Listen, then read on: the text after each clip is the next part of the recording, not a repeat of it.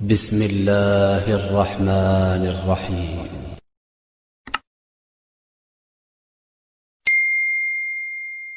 السلام علیکم ورحمۃ اللہ وبرکاتہ۔ مساجد کی آبادی مکاتب کے بغیر نہیں ہو سکتی۔ حضرت مولانا علی میاں ندوی رحمہ اللہ نے فرمایا، ہمارا کام اس وقت تک قابل اطمینان نہیں ہوگا جب تک مسلمان اپنے بچوں کی تعلیم کو ان کی غذا اور دوا سے زیادہ اہم نہیں سمجھیں گے، اور دینی مکاتب و مدارس کو اس ذوق و شوق سے قائم کریں جس سنجیدگی اور ذوق و شوق سے وہ مساجد کی تعمیر کرتے ہیں، اس لیے کہ ان مساجد کی آبادی ان مکاتب کے بغیر ممکن نہیں۔